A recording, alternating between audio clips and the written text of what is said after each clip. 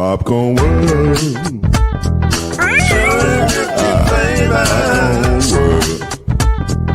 Popcorn World. Yeah.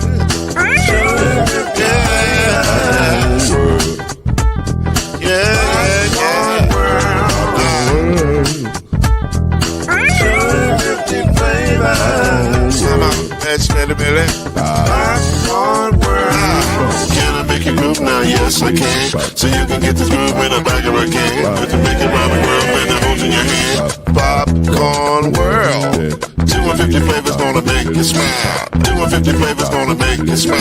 250 flavors gonna make you smile. I said popcorn make you smile. Ah. Popcorn World. Popcorn World. Popcorn World.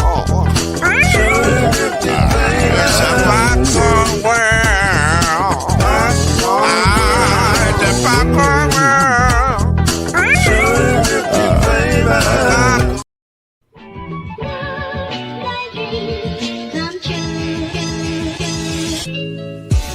Now it's time for Believe in the ACC with our starting lineup.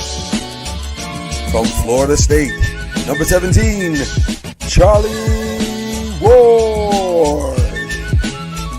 From Morehead State University, number 50, Lloyd Stan.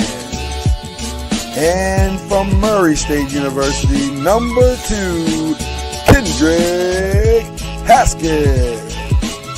Get ready for the best sports show about the ACC in all the land. Believe in the ACC starts now.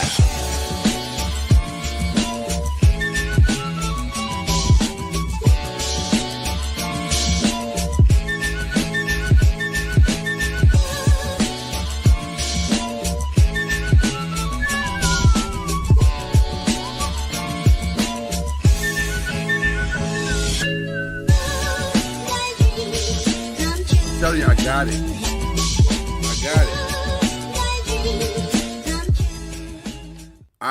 it. I got it when the music's playing. Now, when it ain't playing, I'm like, oh.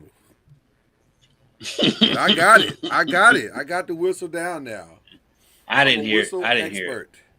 You don't. I didn't hear it. You don't want to hear it. You're fighting your inner. He got it, and I don't like that. I didn't. No, because you fought me on it when I had it a long time ago. I understand what's happening. I understand the whole.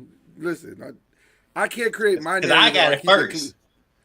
I can't create my narrative if I keep including yours. What do you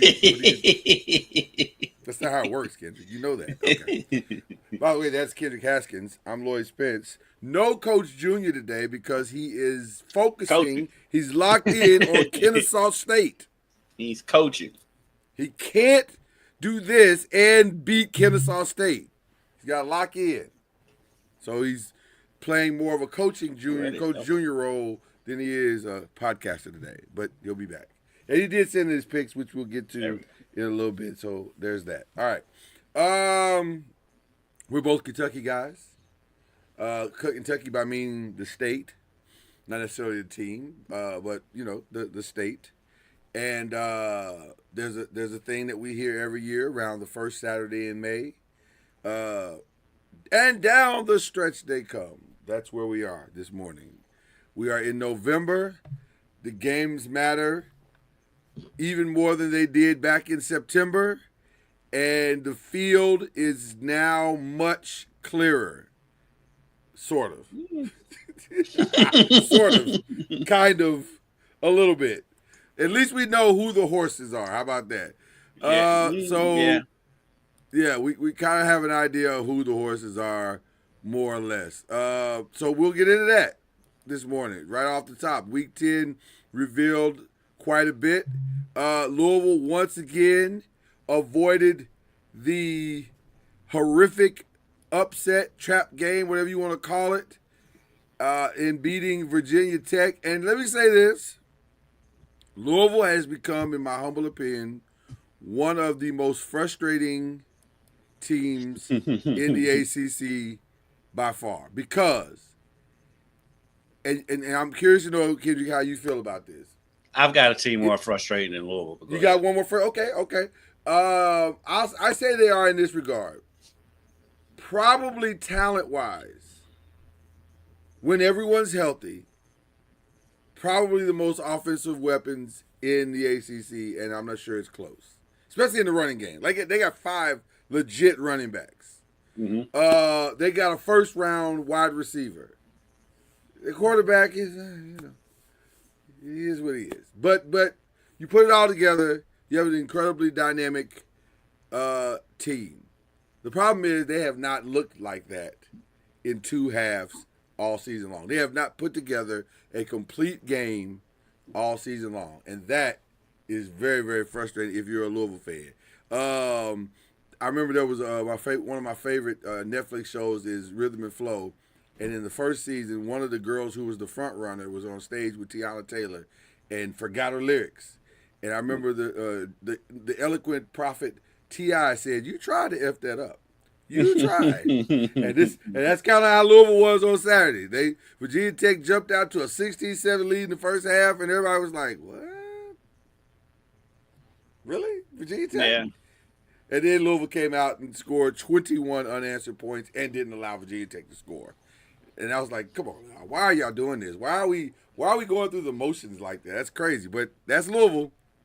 Yeah, their defense has shut teams out in the second half a couple times this season. A couple of times. You're like, why don't I just shut them out the whole game? What's the why the late wake up call? Like, what? Yeah, they low key. Kewan Brown has had a heck of a season for Louisville. He's kind of like the third guy in the mix between Isaac Brown, Duke Watson, and Kewan Brown. But Kewan's probably Kewan has the most touchdowns out of the running backs. He leads the team in rushing touchdowns, and he had that big touchdown at the end of the game on Saturday, which it was more than just a touchdown. That whole drive was Kewan. Yeah, that was all him. Yeah, and so he's had a heck of a season, and people forget he had transferred out to Boise State in the transfer portal, and he came back. He came back at the last minute, and so that's been one of Jeff Brown's biggest recruiting gets is being able to keep him. Well, listen, going forward, he may not be as forgotten as he thinks he is because it appears he's a starter now. Yeah, I was gonna say Isaac Brown is going to be out for. Did I hear significant time? Jeff just said he's going to be out for a while. Yeah, which that sounds like at least 4 to 6 weeks in my humble opinion. But when you say a while, I don't know what that means, but that's why he said it. yeah, it does sound good. But I don't know if it's enough. If you look at Louisville's schedule, I don't know if it's enough to keep them from achieving their goals against who they have remaining on the schedule. That's the challenge. Louisville has Cal this week, Clemson, SMU, and UK to finish out the season. I don't know if that's enough to keep them from still achieving what is in front of them. Those are all winnable games. Now, this week is probably, in my humble, well, I say this week is the toughest, but I don't know. Because SMU this week's the toughest? At SMU, maybe. I think would be tougher than this. Clemson will still be tougher than this. I don't know. SMU is awfully generous this year. They're allowing you to score. Yeah, but at home, that's going to be a tough. People are going in there scoring, so I don't know. We're down the stretch. They're going in there scoring, but they're not going in there winning. They've only lost one conference game. Oh, that part's true. That part is very, very true. So that's Louisville's path is trying to get through those 4 games. Although the UK game doesn't mean much to the conference. It does mean something to the national playoff picture. They can't be losing the UK and have any chance to get to a college football playoff game. They can't lose another game, period. Because, as we see, with Notre Dame being ranked ahead of Louisville when Louisville beat the team that Notre Dame lost to. Right. And Louisville has a better record, then they can't lose a game. speaking of can't lose a game, Virginia and California had an interesting game, and California Knows how to party. I walked right into that one. I didn't even. And I just finished that Tupac book. So you did. So you're real high on Tupac right now. So that tracks based on it. Now Virginia again came out 17-7, was doing good things, and then California started like maybe we still got a chance. But nope, they closed the door. Virginia was able to close the door. Not as big of a struggle as it has been. Now the Virginia thing is tricky for the teams in the Louisville because they have not lost an ACC game. They have not lost an ACC game. But would you also argue, Kendrick, that they have not looked impressive in an ACC game also? Like maybe this game was the most impressive. But you know, you saying much. The same thing you said about Louisville not playing full 4 quarters of football this year. Neither is Virginia. They've just been. I mean, they can't just go out and just win a game. It's got to be some drama at the end of the game. I mean, even though this was a 10-point win, it was still drama at the end of the game. It's just Virginia. Yep. And they have Wake Forest, Duke, and Virginia Tech, which is always tricky because that's the big rivalry game. Duke is tricky too because now there's 2 teams now I put ahead of Louisville as most frustrating in the conference. Okay. Duke is one, and NC State is the other. not tracking well with the Dukies, are you there, sir? They are frustrating. They are quite something. And then the shocker of the weekend, yes, which messed up my undefeated. I was headed to an undefeated week, and then Georgia Tech started Georgia Teching, and they snatched it right out of my hands. But here's the thing. The thing that you thought would be Georgia Tech's Achilles was their Achilles in this game. Georgia Tech all season long has looked very susceptible to a dominant running game. And sure enough, that's what NC State brought. But not in the way you thought they were. This wasn't a Hollywood Smothers game. This was a Jaden Scott game. And Jaden Scott went off. He had 196 yards rushing and he had a touchdown, which opened up everything for C.J. Bailey that he hadn't seen apparently all season long because he threw for 340 yards. We ain't seen C.J. Bailey throw for that. I don't remember the last time C.J. Bailey threw for 340 yards. So Hayes King tried to bail him out. He gave him 408 yards passing and 103 yards rushing. He tried to do Hayes King things, single-handedly accounting for 500 yards. But alas, it was not to be. So, I mean, your thoughts on that one? I mean, you knew it was going to catch up to him eventually because it's just Haynes King just putting the team on his back week after week after week. You knew it was going to catch up to him eventually. That's kind of how you feel about Virginia, too. It's like these close games are going to catch him eventually. And so it may not be into the ACC championship game, but it's going to catch him eventually. And Georgia Tech has just been playing with fire for a while now, and it just finally caught up to him. So Georgia Tech, they have, let's see who they have left in their schedule. As my computer decides to load as slowly as it possibly can.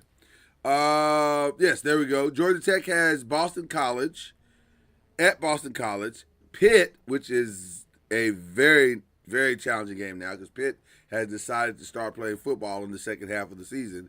And, of course, probably an even tougher game in Georgia to end the season. So they have 3 very tough games to close out the season. Your thoughts on Georgia Tech trying to finish out and get to the ACC championship? All 3 teams, really. Louisville, Virginia, Georgia Tech, trying to get to the ACC championship. I think Virginia's got the clearest path because they pretty much have to lose twice to not make it, and Right. so I think they can pretty much stamp their ticket. Everyone else, even because like Georgia Tech just has to win out, and then they're in it, and so right now it's still everyone's still trying to play catch up to Georgia Tech because listen, looking at the standings right now, Pittsburgh's ahead of Louisville because they played one more conference game, but Louisville won that head to head. So essentially, Right. it's Virginia, Georgia Tech, and Louisville, and Right. then SMU, Pitt, and Duke. And so that race is extremely, extremely tight. I kind of feel like Georgia Tech may have another loss in them. I definitely feel like Miami might have another loss in them. And so for Louisville may be able to sneak in there. They have that SMU game is the biggest game of the season for Louisville. That So one, you the mentioned- Clemson's huge too, but if Yeah. they come in, if they win out, if they take care of business against California and Clemson, that SMU game is going to be huge. So, unlike the national pundits, I do think that Louisville or that an ACC team, two ACC teams, could possibly get into the college football playoffs because I think the SEC teams are going to continue to eat each other, and I don't know how you say that Big 12 teams are stronger. So, I mean, not Big 12. Big 10 teams are stronger. Like Big 10 teams are playing okay, but they're very top heavy. It's two teams. Yeah. I mean, I guess you can throw Oregon in there too, but that's it. The rest of the Big Ten is trash. Yeah. I mean, what are we doing here? And Right. it's been So like that in the Big Ten for years. So I definitely don't understand this narrative of what they're saying the Big Ten is, but going down the street, or even the Big 12. Like I get BYU because they're undefeated, but the Big 12 as a whole is not that great. Like, what are we talking It's about? better than the Big Ten from top It's to better bottom. than the Big Ten, right? It is better than the Big Ten. So there's that, but it's I think winning out, you just got to take care of your own business, and that's what it all comes down to for ACC football. Just take care of your business. Pitt winning is huge for ACC teams because it strengthens the overall aspect of it. Miami trying to win out is huge for ACC football because it strengthens the overall narrative. So we got it. So if you're a Louisville fan or a Virginia fan or a Georgia Tech fan, you want Miami to keep winning. You want just not against you, or whatever. But like Pitt won, they beat Stanford. Miami took the L and lost to SMU. That wasn't great for the conference. And everybody needs Miami to steal at least one more big win. Who does Miami have left, by the way? I'm trying to remember. They have. I can get it right here. Give me a second. Okay, great. They have Syracuse at home, which they should win that. NC State at home. Miami barely leaves Miami. Then they have NC State at home. Then they have at Virginia Tech and at Pitt to close the season. So I feel like there's another loss in there between those. Don't love that. Don't love that. Though it would be nice to see a great Pitt Miami game, and maybe a close one in that one also strengthens the conference. But yeah, it's a very, very tricky down the stretch thing. It's good to have Louisville, or not Louisville. I keep saying Louisville. It's good to have AACC with 4 teams in the top 25. I just hate their placement because I watched BYU this year, and BYU was good. I don't know if they're that much better than ACC teams. I watched Texas Tech. They're good. I don't know if they're that much better than ACC teams. I still, honestly, if I'm being completely transparent, I watched Texas A&M, and I still don't know if Texas A&M is great or not. They look, I know they're expensive, but I don't know if they're great at all. The only one I feel like extremely confident in is Indiana. I feel like Indiana is the best team in college football. I don't know if they're the best team. I don't think they're better than Ohio State, but they have a better resume than Ohio State. That's why I think they're better, because They've I done don't it think under they'll the beat brighter them. lights. I think when they Well, play I don't know. the I don't know. Ohio State wins that game. I don't know. All I'm gonna say is this: when Indiana shows up at your school, whether it's on the road or at home, they have dominated. They've been the better team on the field with whoever they've played so far. Now, I don't know what Penn State's going to show us this weekend. Maybe nothing. But if Ohio State struggles, that might tell us everything, because they shouldn't be struggling against a team that doesn't have a coach, and they don't have their starting quarterback. They should not be struggling. But I think it's we'll IU see. Penn State this week. Or is it IU Penn State? I thought it was. Yeah. So who does Ohio State play? Ohio State plays. Give me 1 second. They might have a bye. Oh, they play Purdue. Oh yeah. So Okay. they have a glorified bye week. So Indiana, if they beat the brakes off of Penn State, Which they similarly like to do. to Ohio State, I don't know. This is going to be interesting to see. Those are the two best teams in the country, I think. I don't know. It's going to be interesting to see. The rest of the ACC, UNC got the victory against Syracuse again. Syracuse, you just feel bad for them because, they were rolling and got a huge win. And then we found out it wasn't that huge of a win because Clemson's just not very good. Although Clemson-Duke was a great game this weekend. It was a great game. It was a fantastic game to watch. But do you like passive-aggressive Dabo? I'm over the whole Dabo thing, period. But at the same time, when people say that Clemson should fire him, I'm like, no. I mean, he's allowed to have a bad season or two. I mean, that is kind of like what cracks me up about the way football is now. It's like you have to be good every year. And it's like, some years you're going to have years where you're going to have down years. That's kind of how this works. But now he is a little bit different, though, because the reason why they're losing is because of his ideology. And his slowness to adapt to the way times are. But if you're Clemson, you can't fire Dabo Swinney. Dabo is very much Bobby Knight to me. Not with the anger, but just with the stubbornness and philosophy. Like, this is how I've done it. I run these 4 plays. Give it time. It works like Novocaine. That's kind of how he feels it. And he's going to play his guy. And once you're his guy to the end. And that's just how it is. And I'm not even saying that this is all. I can't even put all of this on Cade Klubnik because honestly, he's not even playing. You can't put it on him. well, no, he played this weekend, but he did play this weekend. Yeah, he played this weekend, but it's I can't say. No, it's not all on him. A lot of their problems are up front on the line. You're right.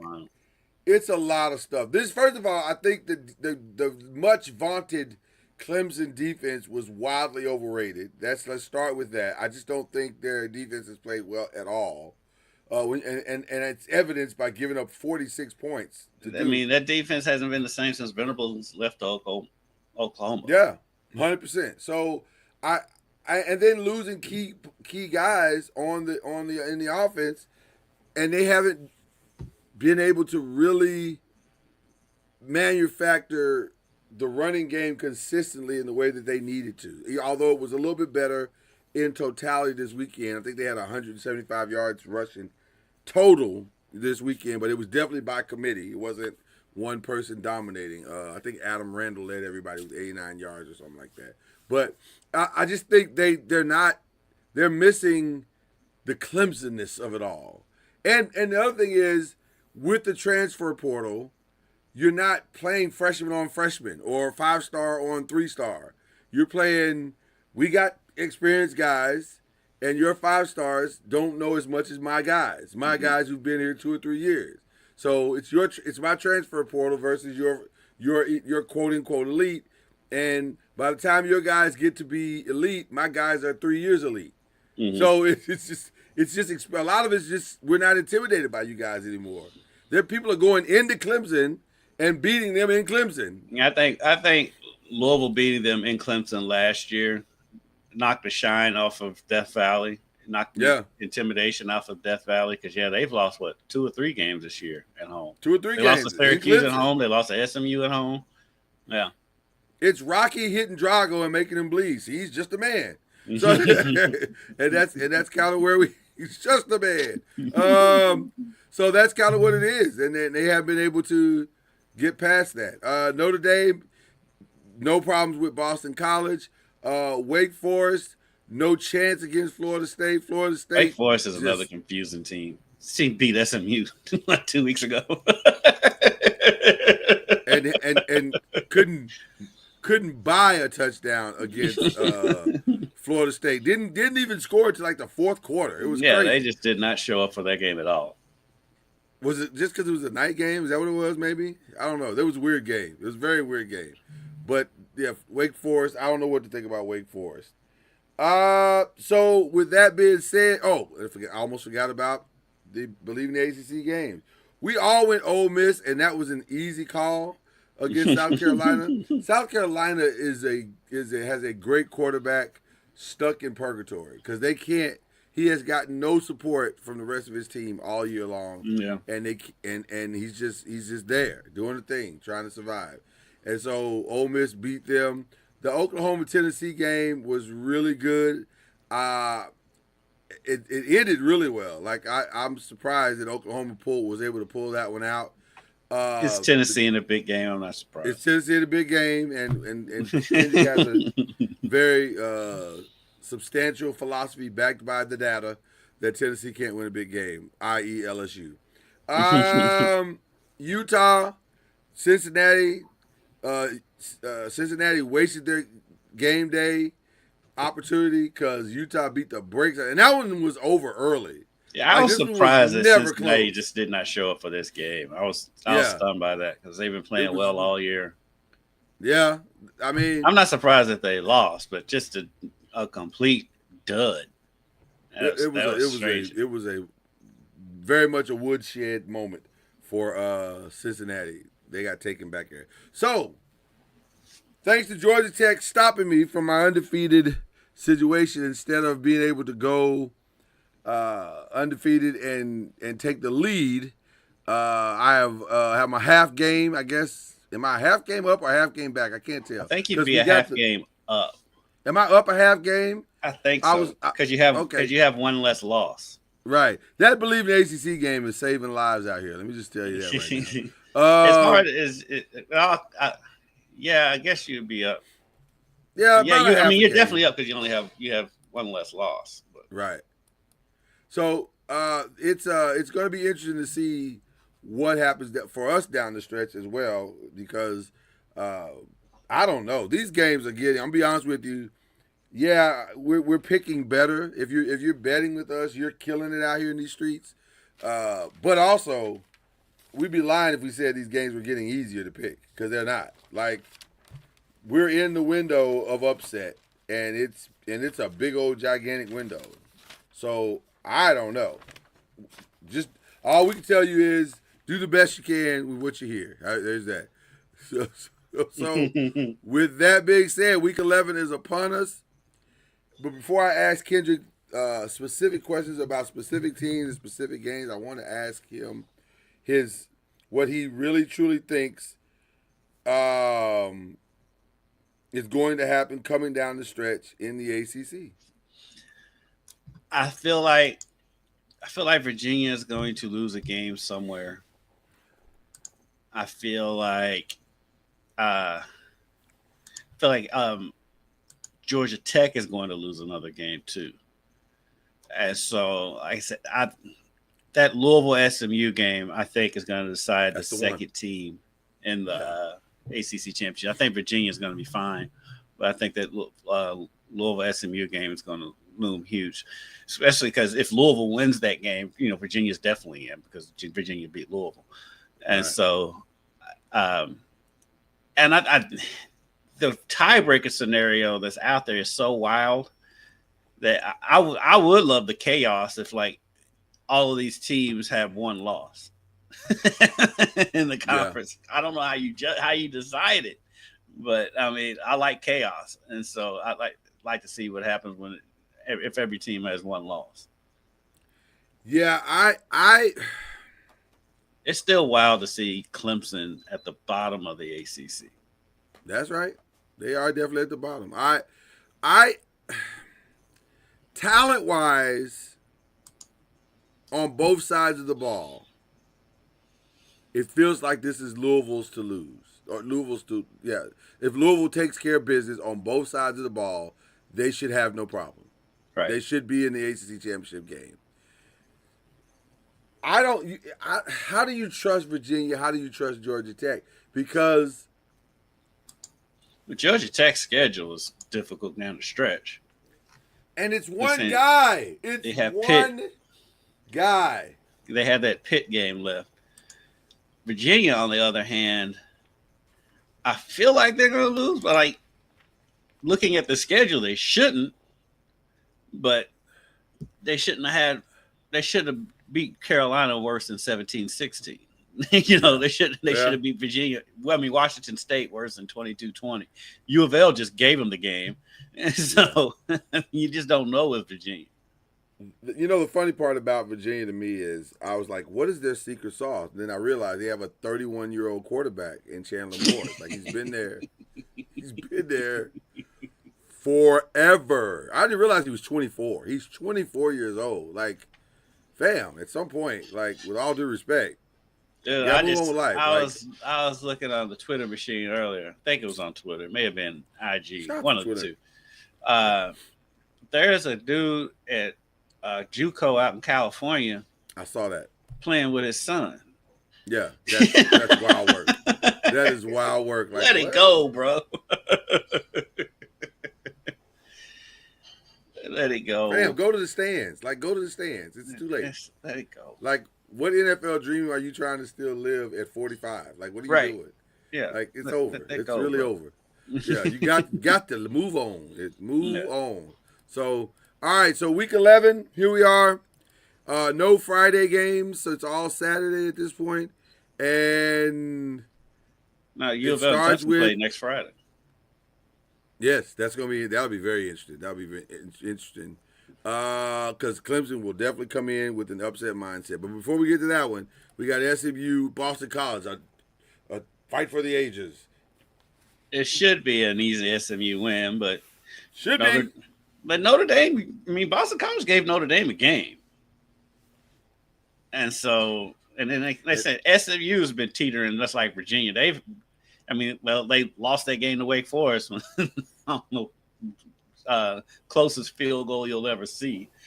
And then, but they beat Miami. And so.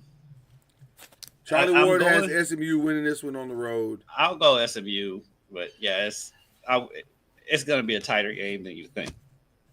I will agree. I don't think Boston College can pull this off again, but also they could probably pull this off again. Mm-hmm.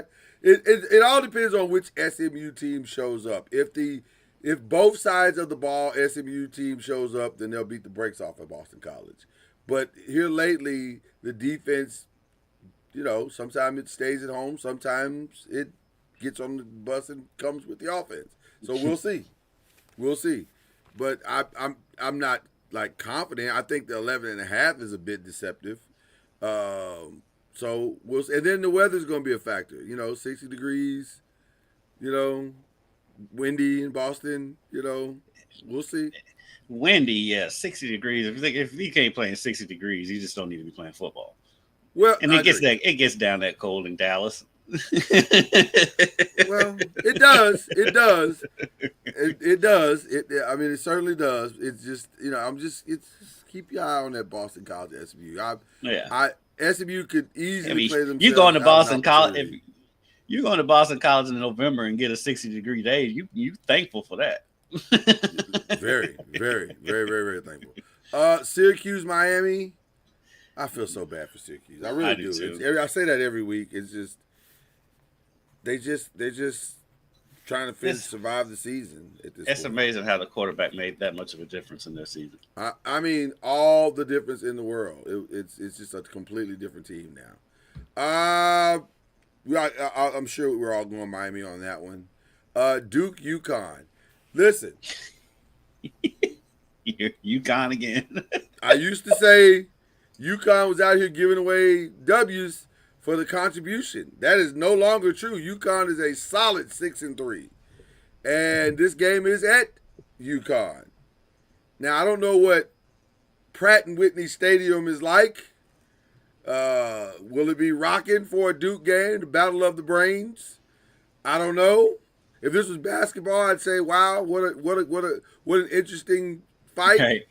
But with this being football, I don't know. I don't know. Like I said, yes, my mic falls over. Duke is one of the more frustrating teams in the conference. Yeah.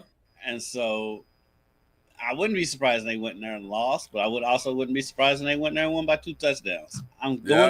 I'll pick Duke, but it's not with confidence. A 9.5 favorite seems very. I do not expect them to cover that. Yeah, that seems like a lot, but the total is 66.5. So somebody's saying they're gonna put some points up in this game. So, but Duke does put up points. Yeah, well, they just put up 46. So 66.5 may not be too far of a stretch. By the way, their quarterback, I think, is Mensah's his last name. Darian Mensah, I think is his name. Is the kid's name? No, for Duke. He played really well in that Clemson game. He was diamond. Like I said, I don't know who this kid is, but he's out here throwing the rock. Duke puts up a lot of points, even in their losses. I mean, other than losing to Illinois 45-19, they've put up at least 20 points in every game. Looks like, yeah. Yep. And they put up 46 against Clemson. Stanford and UNC. All of a sudden, UNC is starting to look a little bit better.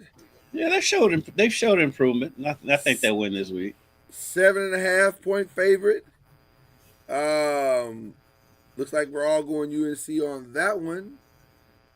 Bill is slowly but surely saving his job, turning it all around.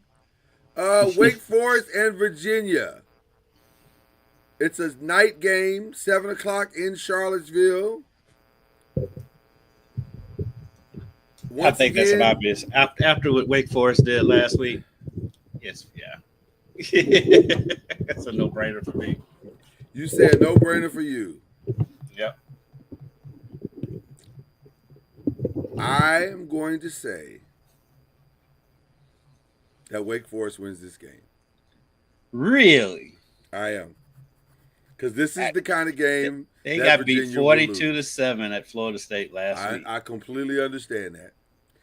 This is the kind of game that Wake Forest will get up for. It's weird. They're weird. They've been weird all season. And you go, why are you up for this game? Why weren't you up for the Florida State game? We don't know. But we want Virginia. We want Virginia. You're like, what?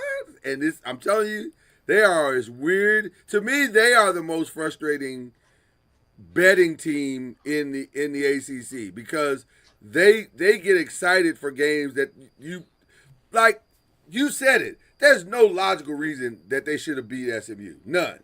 That makes no sense. And yet, somehow. Especially the way that game ended when they fumbled the ball on the 10-yard line with 2 minutes left and SMU basically just farted the game away. How do you lose that? They shouldn't have been even been in the game. It should not have even been that close. Well, that's the thing about which surprised me so much about Wake Forest and that Florida State game is they had to kick that field goal to win the game, but they had 3 turnovers in the red zone against SMU. I mean, that could have easily been a Wake Forest blowout. Could have been a blowout. And let us not forget that Georgia Tech had to get a last-minute miracle to beat Wake Forest as well when Georgia Tech was ranked in the top 15 or top 20. So I think we're headed toward that exact same experience, although I don't think Virginia is going to be as lucky. I think Virginia, like you said, has been playing with fire all season long. And it's just something about Wake Forest in these moments where they're just like, that we really want them, and they'll go beat them. They'll figure out a way. And here's what's going to happen. Mark my words. Wake Forest will go up early and then hang on and survive because that's how they win. They're going to punch Virginia in the mouth. Virginia is easily punchable in the mouth early. And then they'll somehow figure out a way to hold on to the end. I'm going Wake Forest in this one. I'm going Wake Forest. Yeah, you going out on a limb on that one. I give you credit. I'm going out on a limb. Each week I've gone out on a limb and it's paid off. So I'm going to stick with my streak here. Florida State, Clemson. I don't know what to think about this game. Because Florida State just won their first conference game in 2 years last week. And so I got to be honest with you. I think I'm going Florida State. I'm leaning that way because and they won so convincingly. Maybe they got some momentum heading into this game. Clemson is like clinging to hopefully making a bowl game at this point. Who is? They're hoping to make Clemson. Who's Clemson? No, they're not making the bowl game. It's over. They're 3-5. They're not making a bowl game. You only have to win 6 games to get them. Hear me, good people of Clemson. Y'all ain't making no bowl game. That is over. That is not happening. They've got Florida State, Louisville, Furman, and at South Carolina. They can win 3. There's only one win there, possibly. And the only reason I say it's one because I haven't seen Furman this year. So I don't know anything about them. They're not going to lose to Furman. I would think they're not going to lose to Furman, but you know. I mean, to say that Florida State's that's a winnable game. At Louisville is a winnable game just because Louisville's only beaten Clemson once in the history of the rivalry. But you can't at South Carolina is shaky. You can't use the history. I'm not saying they're gonna. I'm not gonna say they're gonna win it, but I'm just saying it's not. You can't say it's an unwinnable game. They can still make a bowl game. I don't think Clemson's making a bowl game. In fact, I don't think Clemson is escaping this weekend. Although I will say this, my betting history this year with Florida State has not been good. Right. Florida State has let me down pretty much every week except for last weekend. I just looked at it. You realize 4 of Clemson's losses are at home. That's what I'm saying. That's wild. That's what I'm saying to you. I don't know how. Why would I bet Clemson at home? It has not worked out well at all. They've won 1 home game, and that was against Troy. Their other 2 wins are on the road. That's all I'm trying to explain to you. There's nothing that says that Clemson. There's done nothing this season that says they should win this game. Nothing. I'll go ahead. Since after seeing that, I'll go ahead and pick Florida State in this. Now, having done that, they'll probably win this game going away because that's just what Florida State has done to us this year. Mm-hmm. But I'm going to err on the side of Florida State winning this game. So, all right, and then the big one, California and Louisville.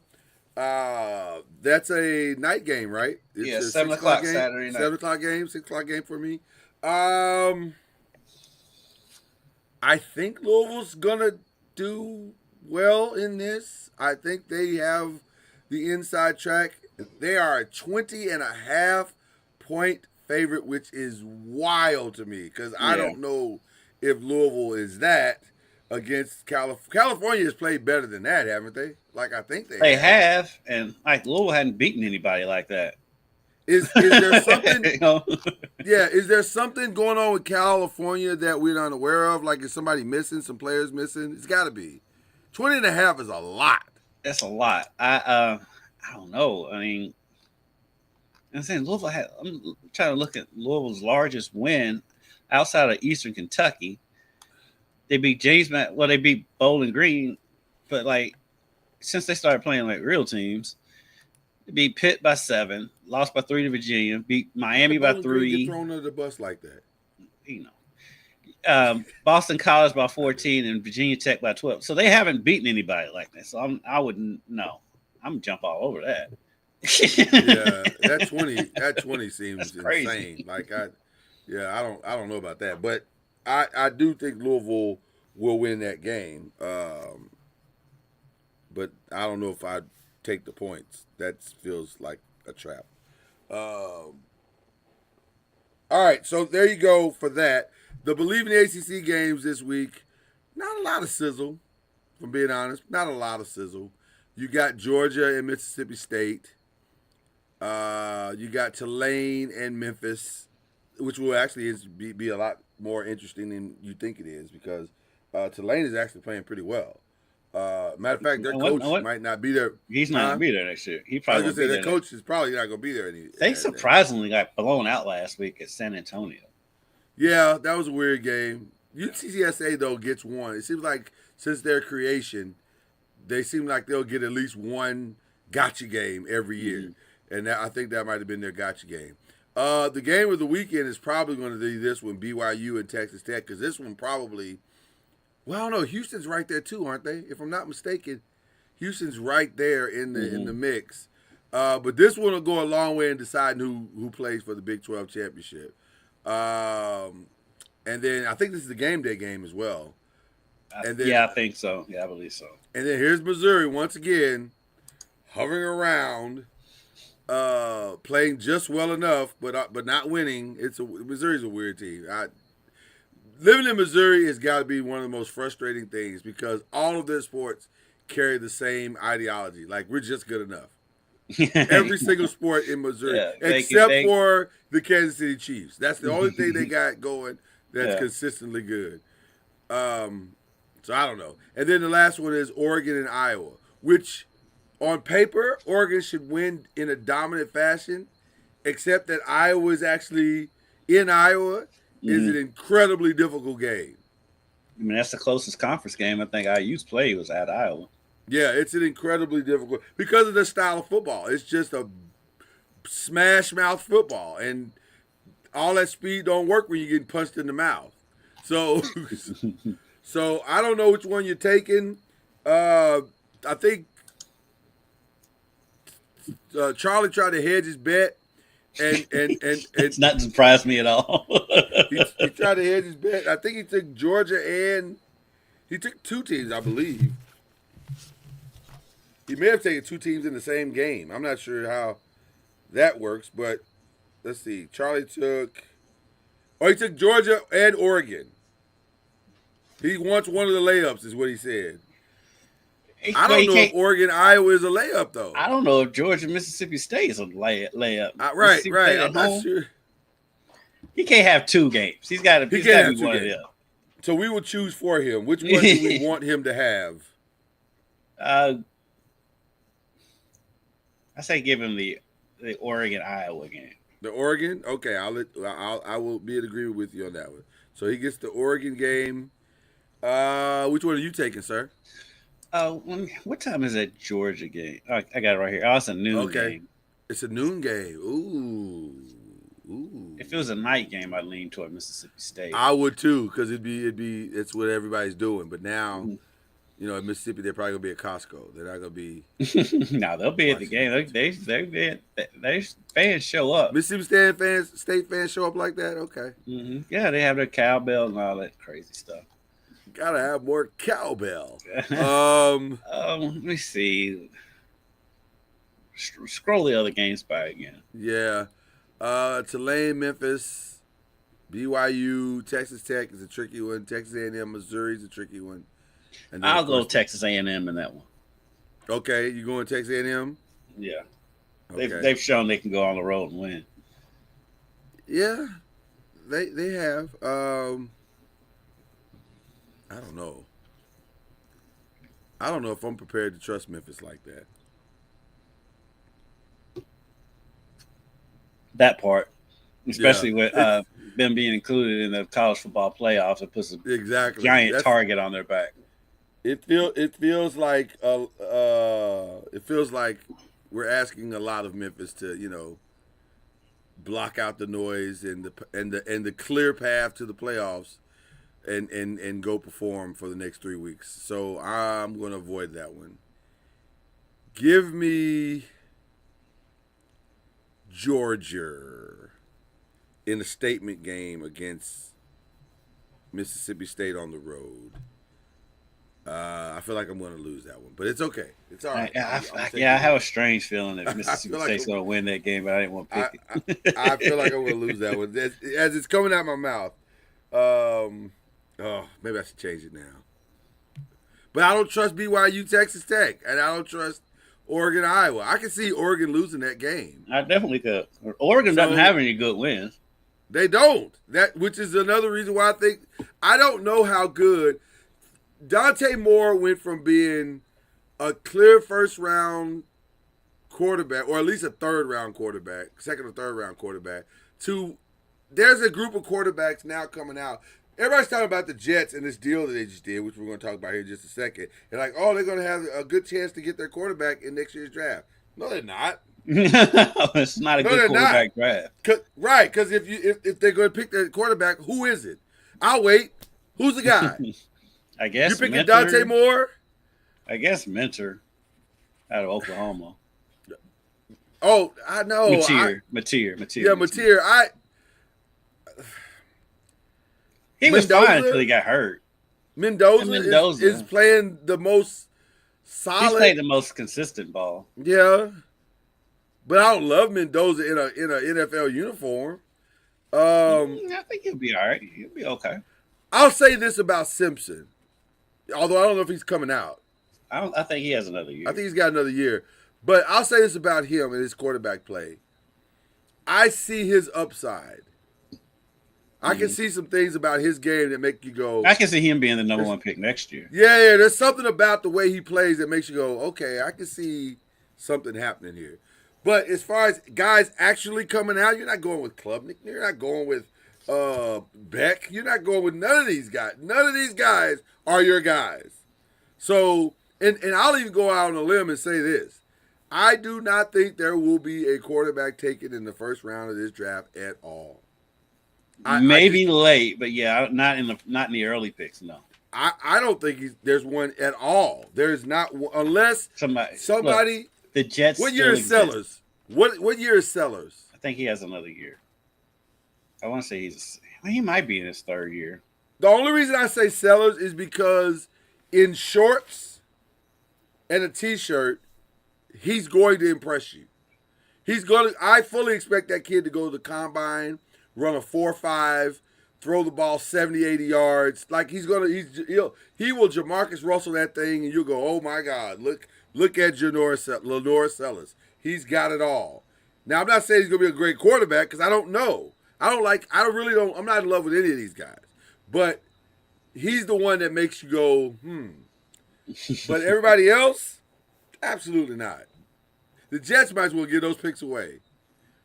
They're the Jets. They're going to pick a quarterback. Because they're the Jets. You keep forgetting that one factor.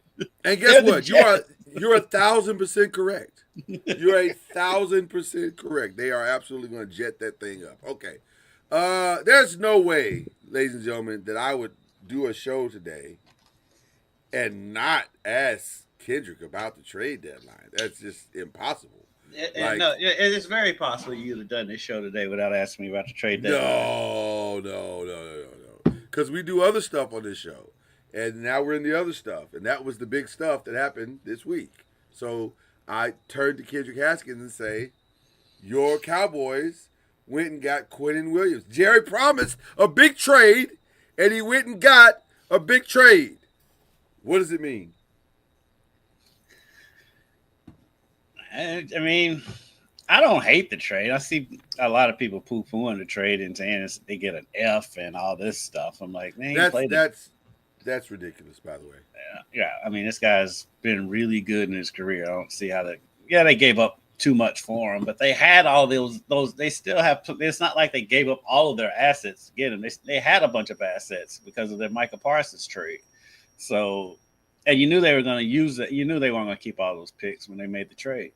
And so that's kind of a wait and see how it works out. And I mean, they're barely a playoff team if they even get there anyway. So yeah, I'm not excited either here nor there. I'm like, they made some moves. At least they addressed the defense. So, Can I tell you? I'm of a different opinion, and I think I side more with with shout out to Swagoo. I side more with him. I like the trade. I think it's exactly what you should have done. Like, go make your defense better. That's all you were yeah, talking about. right. Now I don't think anything saves the season, but that wasn't going to happen anyway. Once you traded off Micah, that was pretty much a done deal anyway. Mhm. And then but also, I like that Jerry didn't overreach. There's no trade that he could have done that was going to save this season. That I was Right. talking about. Uh, uh, Go get Miles Garrett. Go get Max Crosby for what? So you can tie up the exact same money that you were going to tie up with Micah Parsons. That doesn't make sense.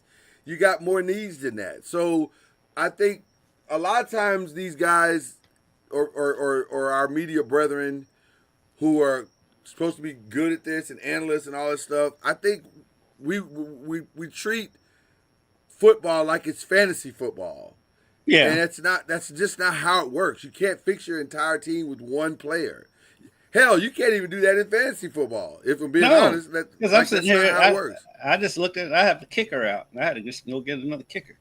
And I have a kicker out, and hey, I got a kicker out this weekend, and I'm just gonna have to ride it out because I'm not trading Brandon Aubrey for nobody. That's just not how that's working. Right. So the only person I would trade Brandon Aubrey for is probably Cam Little, and that's because he kicked a 68-yarder this past weekend. So other than that, there's just no way to do that. You have to sometimes play the hand you're dealt. And as much as I want my Giants to go get a receiver to help the kid out or get a running back to help the kid out, I don't want them losing their mind to do it. Like, get somebody off the waiver wire. Like, what are we talking about right now? Right. Yeah, don't go make stupid trades and box yourself in. I mean, listen. At least Dallas made an effort. Will it save their season? I think I think a lot of their problems are more scheme than they are personnel.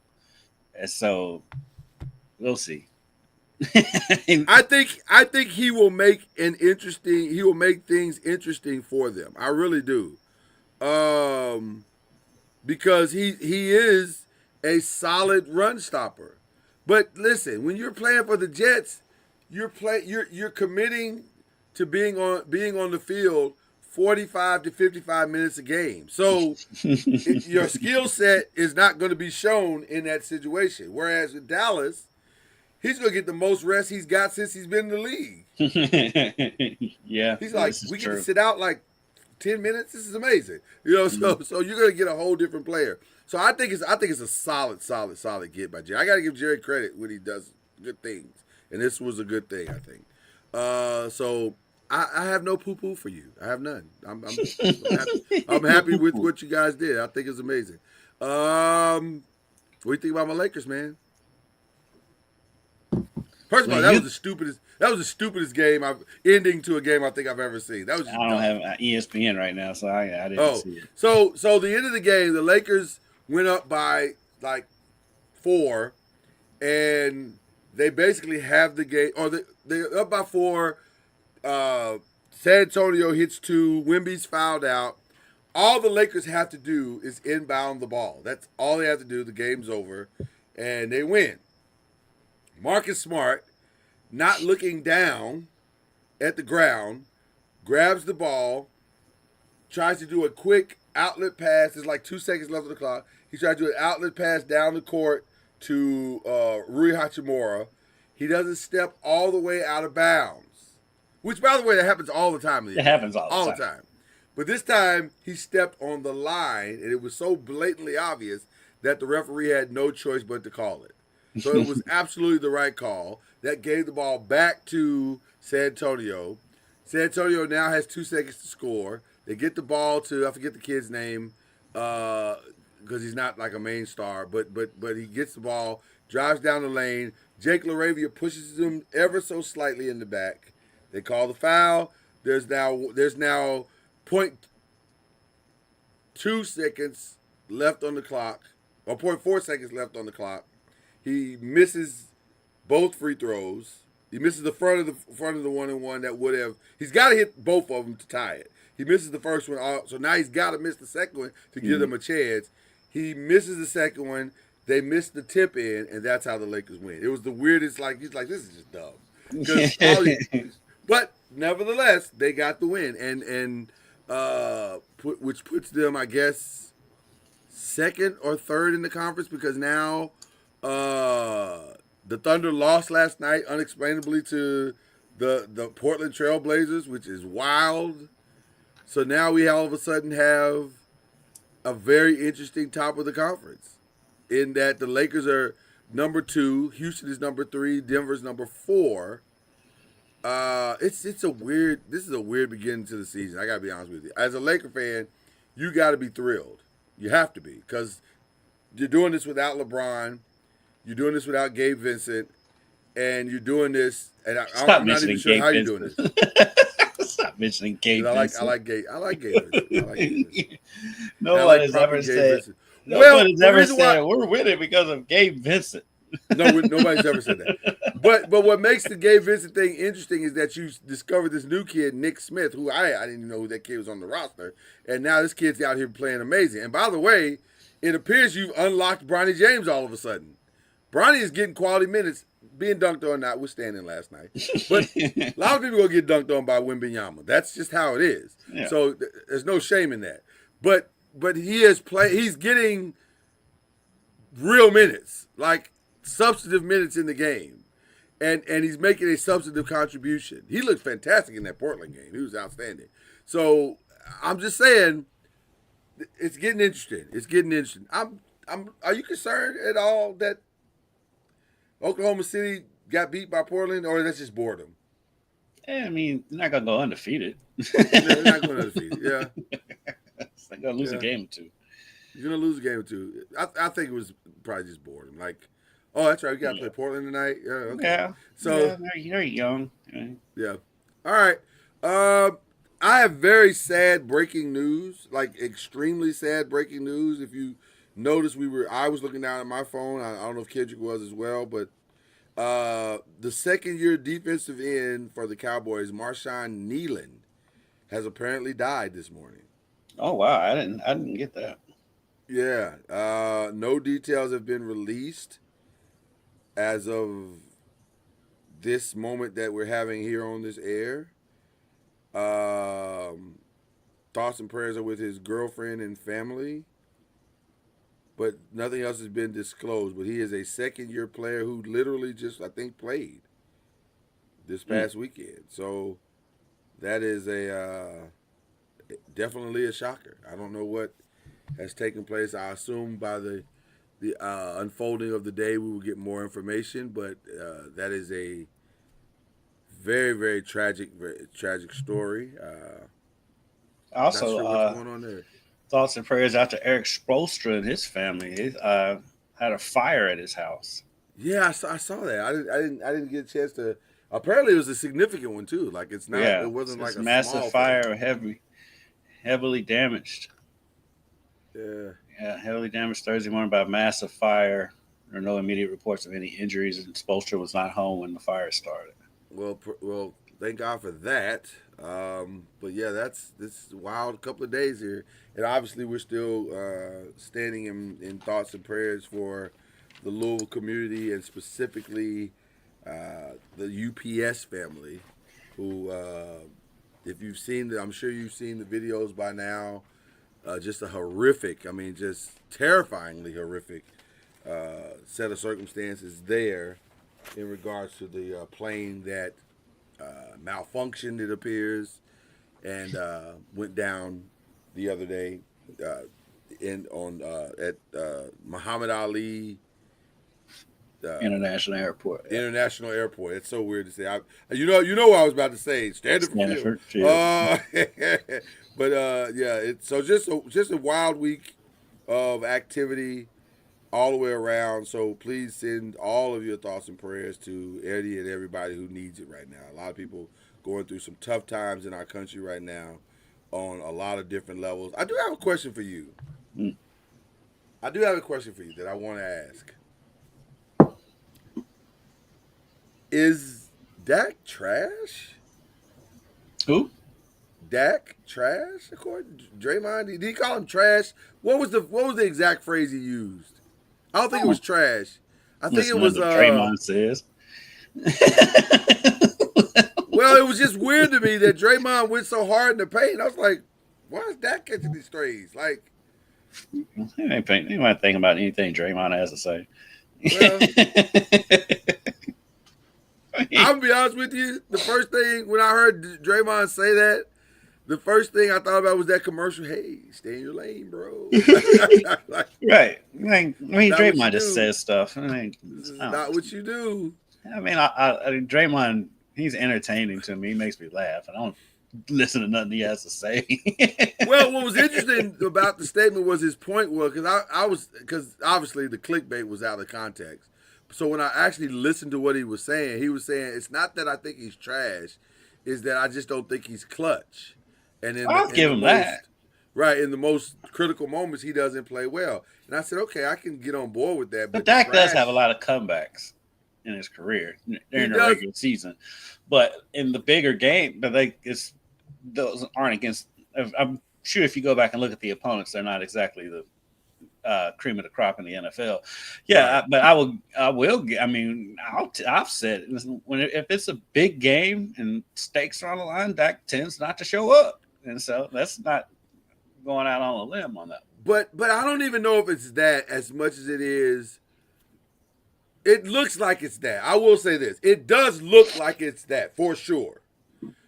And also, it's not Dak on that bus by himself of not showing up. I think it's it's the totality of it all. Because if we're being honest, Micah didn't have his best games in clutch situations. He did not. That game in San Francisco, he played pretty well in the playoff game in San Francisco. I'll give him that one. But in that same game, didn't Dak play okay for a while? And then that was the game when they lined up Zeke at quarterback. Well, I was going to say it did come off the rails at some point in the game. That is also true. It definitely came off the rails at some point. But I guess what I'm saying is Dak did not play well that game. He didn't play well that game? I thought he played better than that game. I don't know. I struggle with this pure Dak hate. I struggle with that. Like, I don't think Dak is awful. I think Dak it's not. Dak is good. I mean, for lack of a better term, he's a good front runner. If everything is going good, Dak is fantastic. But if there's stakes on the line, I don't trust Dak in a big game. I don't. I want to, because it's just an extension of what it was when Romo was there. It's the same thing. Great fantasy quarterbacks. Romo's probably the greatest fantasy quarterback of all time. Let's be clear. Dak is exactly, if you need a quarterback in fantasy, Dak is exactly your guy, because he's either going to front run and score big points, or they're going to be playing from behind. He's going to score big points, but he's going to put up numbers every single time. To me, Dak is somebody who just needs help. He's not going to go win a game for you. No. But he's not. He can't lose a game for you. But he needs help. He's just a guy that needs help, and I think that's the most I can say about Dak in that regard. He just needs help. So anyway, I don't know. I was just curious about that. If you had heard those comments about Draymond. That was so egregious. I was like, really, Draymond? I don't pay any attention to anything that Draymond Green says. I'm okay with that. I get it. I don't even mean it. I mean, I know it sounds disrespectful, but I don't mean it to be. Not really, because outside of his realm, I don't know how seriously I can take Draymond when it comes to other commentary points. Right, yeah. I don't know how, But I don't take a lot of people seriously outside of their expertise areas. Like, I don't even take Draymond seriously in his expertise areas. I listen to him in his expertise. Granted. I do think he is a more cerebral player than people realize. He is smarter than people, but I agree. A lot of times his analysis, Draymond is just saying stuff. He's just clickbait. It's like Shaq does that. It's just clickbait. I don't pay attention to what they say. Yeah, I laugh at them. I think they're entertaining, but I don't take them seriously. All right. Who you shouting out, brother? I mean, my shout outs are still going to be with the first responders here in Louisville from the plane crash. It was horrific. I saw a new video today from the street where you literally see the plane come across the street and like clip the top of a warehouse and all the fire. I mean, it's wild. It's like new videos are coming out every day. And so just thoughts and prayers and shout outs to the first responders and all the families. And yesterday we learned there was a child was killed in the plane crash. And so, I didn't know that. Wow. Yeah. That was the child was on the plane? No. And like I say, it crashed into some buildings and stuff. I mean, it was bad. It wasn't just on the runway. And so just wild, thoughts and prayers and shout outs to everyone involved. 100%. Yeah, the aftermath of this is going to be incredibly significant. So we'll just keep, like you said, keep praying for everybody. Keep praying for the city as it continues to adjust. And then the mental and emotional rebuild of it all is going to be very taxing, because how do you I'm sure we both have friends, lots of friends that work for UPS, and man, that's Yeah. And then it's like and try to put pieces back together. Yeah, and then like I'm saying, some of the companies have been wiped out because of the plane crash, because it wiped out their company. There's a recycling company that was right down there, got wiped out. So it's a lot worse than people realize, but it could have been even worse because of the location. And that's the crazy part about it is, as bad as it was, it actually avoided being far worse than that, which is wild to think about that. So, it's there's a lot to unpack over the next few months, and dare I say years of this, but slowly but surely the Louisville community will come together and figure it out. One thing that I will say about Louisville, it is resilient. It is a resilient community. It's gone through a lot, and it's bounced back from all of it. And so I tend to feel like this will be no different in that regard. So, and with that, I think that's where I will leave my thoughts as well. Definitely sending up some love to Coach Junior as he gets prepared for Kennesaw State this weekend and trying to get his first official victory as the new coach of the, let me get it right, the Rattlers. Is this it, Kendrick? That's the thing.